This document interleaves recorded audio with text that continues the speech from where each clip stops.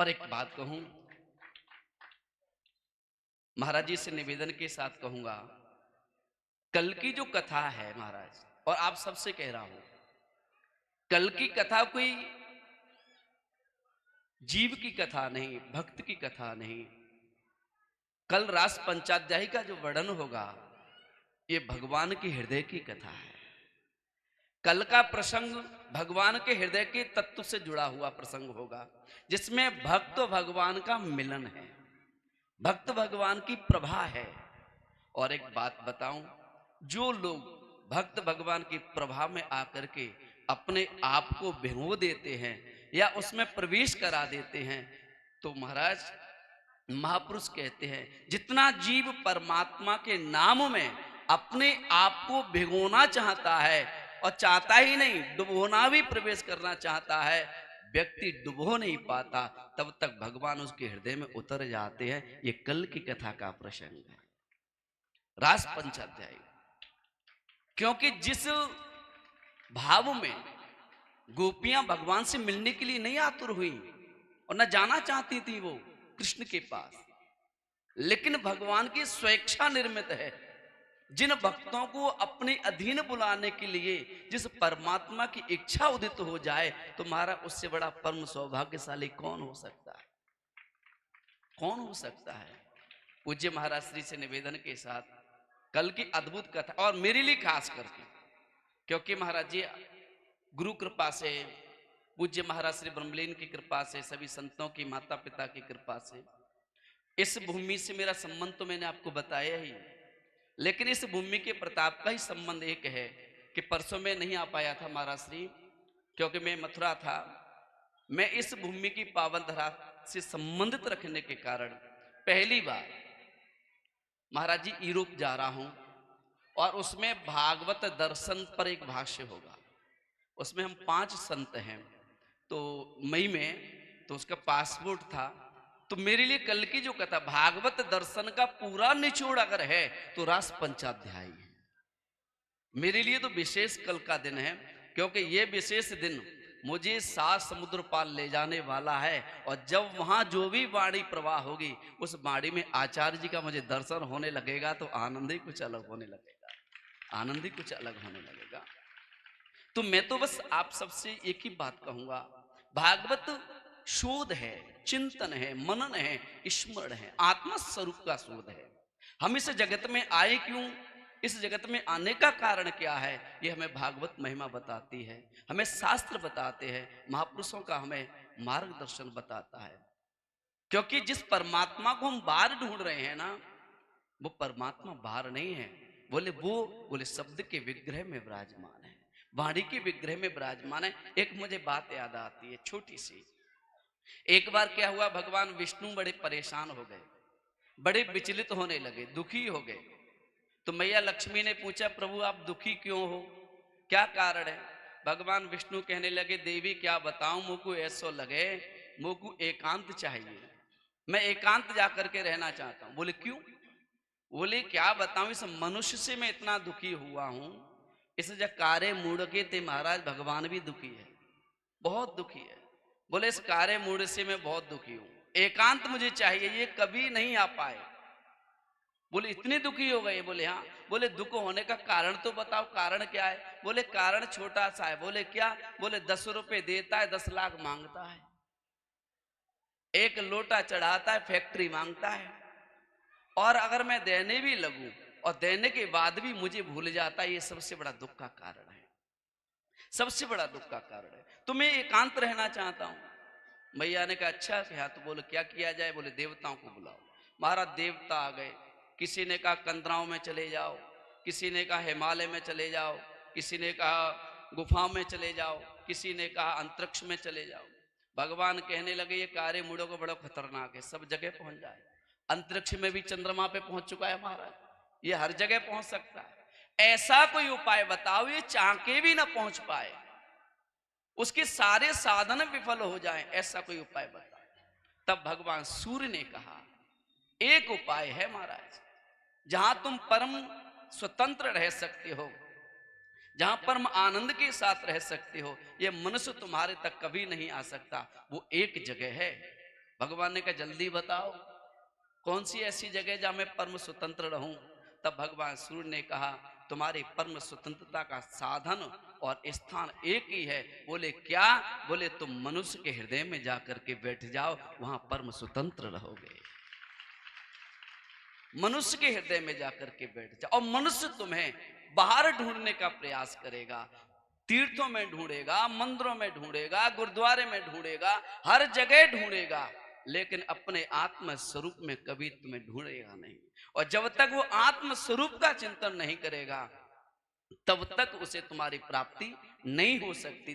महाराज ध्रुव जी महाराज ने जंगल में जाकर के 5 वर्ष की अवस्था में आत्म स्वरूप का चिंतन किया। भगवान नारायण प्रकट हुए, उन्हें जगाने का भी प्रयास किया लेकिन जागा नहीं। भगवान ने कहा मेरे जगाने से ही नहीं जाग रहा है, कारण क्या है? भगवान ने ध्यान से देखा, बोले इसने मेरे आत्म स्वरूप में स्थिर हो चुका है। जब अपने आप के आत्म स्वरूप को भगवान ने ध्रुव के हृदय से निकाला, आंखें खुली तो जिस स्वरूप का चिंतन कर रहे वो नारायण के स्वरूप में दर्शन प्राप्त हो गया। तो कहने का भाव, भगवान हमारे हृदय के आत्म स्वरूप में है, लेकिन निकलेंगे कब बाहर? बोले जब भागवत श्रवण का हम चिंतन करेंगे, भागवत का चिंतन करेंगे, परमात्मा के नाम की प्रभा का जब हम श्रवण करेंगे और उस श्रवण के प्रभा से जब आत्म स्वरूप में हम स्तर होंगे, तब उस परमात्मा के प्रति प्रेम होगा। और जब प्रेम होगा तो वो हृदय में बैठा हुआ ठाकुर तुम्हारे सामने खड़ा होगा, तुम्हारे सामने खड़ा होगा। तो भागवत तो परमात्मा को प्रकट कराने वाला साधन है। एक बात कहूं, लेकिन ये मिलेगा कैसे? उसके लिए पवित्रता होना अति आवश्यक है। एक होती है स्वच्छता, एक होती है पवित्रता। स्वच्छता तो बाहर का आवरण है, ये शरीर को स्वच्छ किया जाता है तो तेल भी लगाना पड़े, साबुन भी लगाना पड़े, क्रीम पाउडर इत्यादि भी लगाने पड़ते हैं। पर एक बात ध्यान रखो, शरीर की स्वच्छता से संसार रिझता है, संसार के लोग वासी रिझते हैं, क्योंकि शरीर की स्वच्छता आसक्ति का कारण है, मोह का बंधन का कारण है। तो संसार की आसक्ति स्वरूप में है, इसलिए स्वरूप की स्वच्छता से संसार रिझता है, लेकिन हृदय की पवित्रता से गोविंद रिझता है, परमात्मा रिझता है। तो शरीर की स्वच्छता संसार को दिखाइए, लेकिन हृदय की पवित्रता गोविंद के लिए रखोगे तो भगवत प्राप्ति हो जाएगी। आज हम तुम सबके बीच में महाराज भागवत हमारे तुम्हारे सबके हृदय की शुद्धि के लिए यहाँ विराजमान है। ये साक्षात भगवान है महाराज, कोई किताब नहीं, कोई मत नहीं, ब्रह्म साक्षात शब्द के विग्रह में विराजमान है। हम तुम सब लोग बड़भागी है। नहीं तो महाराज ये मन सोचो कि महाराज जी बैठे, हम सब लोग बैठे हैं, परमात्मा तो सब पर कृपा अपने अपने हिसाब से करता है। एक बात कहते हैं महापुरुष के, कभी कभी महाराज लोग कहते हैं कि संतों की क्या है, संतों की तो बड़े आनंद ले रहे हैं। अरे उन चकाचक होती, वास्तव संतों की तो चकाचक होती है महाराज, इसमें भी कोई दोहराई नहीं है, लेकिन चकाचक के पीछे एक कारण होता है, उस कारण को कोई नहीं जान पाता। महापुरुष कहते हैं कारण क्या है? बोले एक बात, बोले कहो कि कंठ दिया कोयल को, कंठ दिया कोयल को तो रूप छीन लिया, और रूप दिया मोर को तो इच्छाएं छीन ली, इच्छाएं दी मानव को तो संतोष छीन लिया, और संतोष दिया संतों को तो परिवार छीन लिया। तो परिवार वो पहले छीनता है, और जितना हम उसे देना समझ जाएंगे उतना उसे हम लेना समझ जाएंगे। बस जीवन लेन और देन पर टिका हुआ है। जितना हम सुंदर ढंग से परमात्मा को अपने आप को परोस देंगे, उतनी ढंग से ही परमात्मा हमारे हृदय में आकर के बैठ जाएगा। आज धन्य है मेरे जन्मभूमि, जो आज प्रेम की, करुणा की और सत्य के विग्रह में हमारे तुम्हारे महाराज कोई न कोई सत्कर्म ऐसे उदित हुए हैं कि उस प्रेम की प्रभा में आज भागवत जी विराजमान है। तो आज हम सब लोग अच्छे ढंग से परोस रहे हैं, तो भगवान भी अच्छे ढंग से हम सब पर कृपा करने के लिए पधारेंगे, पधारी रहे महाराज। वो तो ब्रह्म व्यापक है, जो व्यापक है वो आता नहीं है, वो तो प्रगट ही होता है, बस उसको रिझाना पड़ता है। हम सब लोग महाराज रिझा ही रहे हैं। पूज्य महाराज श्री ने कहा ये कथा तो संतों की है, निमित्त तो महाराज कोई हो सके। भगवान कृष्ण ने गिरिराज उठाया, महाराज जी कल कथा में वर्णन करेंगे। गिरिराज उठाया, भगवान कहते हैं ये मैं निमित्त बना हूं, लेकिन गिरिराज रूपी धर्म को उठाने के लिए जब तक तुम लोग सभी तनसुका और मनसुका और धनसुका नहीं लगेंगे, तब तक महाराज आनंद नहीं आएगा। तो तनसुका को बनेगा, हाथ उठाइयो। काहे भैया एक ही बनेगा तंस, अच्छा मनसुका को बने, अच्छा धनसुका को बने। लेकिन महाराज से यज्ञ में तो तन मन और धन तीनों की ही आवश्यकता पड़ेगी। तो ग्वाल वाल हमें बनना पड़ेगा, तभी आकर के भगवत कृपा प्राप्त होगी। जय जय श्री राधे राधे। बोलिए भक्तवत्सल भगवान की जय हो। जय जय श्री राधे। भागवत भगवान की आरती से पूर्व जो लोग पूज्य गुरुदेव से आशीर्वाद एवं भागवत का पूजन करने के लिए जो लोग सामग्री लेकर के बैठे हैं, उनसे निवेदन है कि वो शीघ्र ही भजन के मध्य में ही शीघ्रता के साथ में पूजन गुरुदेव का आशीर्वाद प्राप्त कर लेंगे, विलंब नहीं करेंगे। क्योंकि माता बहनें और कुछ लोगों को अपने अपने कार्य के निमित्त जाना है। तो आप लोगों से निवेदन है शीघ्रता करते हुए अपने अपने स्थान पर फिर से पहुंच करके भागवत भगवान की आरती करके प्रसाद लेकर के नित्य की भांति आप सभी लोग अपने अपने घर को जाएंगे। एक बड़े ही सुंदर दिव्य भाव के साथ में तेरी मंद मंद मुस्कनिया पे बलिहार सामुरे, बलिहार सामुरे। तेरी मंद मंद मुस्कनिया पे, तेरी मंद मंद मुस्कनिया पे बलिहार जाते जो बलिहार सावरे। तेरी मंद मंद मुस्कनिया पे, तेरी मंद मंद मुस्कनिया पे बलिहार सामुरे, बलिहार सामुरे। तेरी मंद मंद मुस्कनिया पे, तेरी मंद मंद मुस्कनिया पे बलिहार सावरे, बलिहार सावरे। तेरे नैन अजब मतवारे मटके हैं कारे कारे। तेरे नैन अजब मतवारे मटके हैं कारे कारे। मटके हैं कारे कारे हो, मटके हैं कारे कारे। मटके हैं कारे कारे हो, मटके हैं कारे कारे। तेरी तिरछी सी चितवनिया पे, तेरी तिरछी सी चितवनिया पे बलिहार सावरे, बलिहार सावरे, बलिहार सावरे, बलिहार सावरे।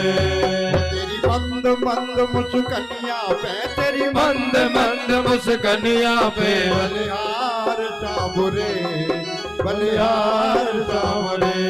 ओ बलिहार सावरे, बलिहार सावरे। तेरे बाल बड़े घुंघराले लटके हैं काले काले। तेरे बाल बड़े घुंघराले लगते हैं काले काले। तेरे बाल बड़े घुंघराले लटके हैं काले काले हो, लटके हैं काले काले। हो, लटके हैं काले काले हो, लगते हैं काले काले। बाल बड़े घुंघराले लटके हैं काले काले। तेरे बाल बड़े घुंघराले लगते हैं काले काले।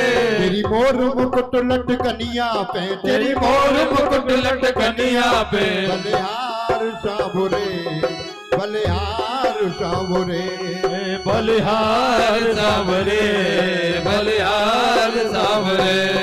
तेरी मंद मंद मुस्कनिया पे, तेरी मंद मंद मुस्कनिया पे, तेरी मंद मंद मुस्कनिया पे, तेरी मंद मंद मुस्कनिया पे बलिहार सावरे, बलिहार सावरे।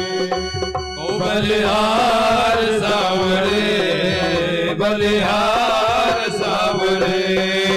तेरी मंद मंद मुस्कनिया पे, तेरी मंद मंद मुस्कनिया पे बलिहार सावरे, बलिहार सावरे।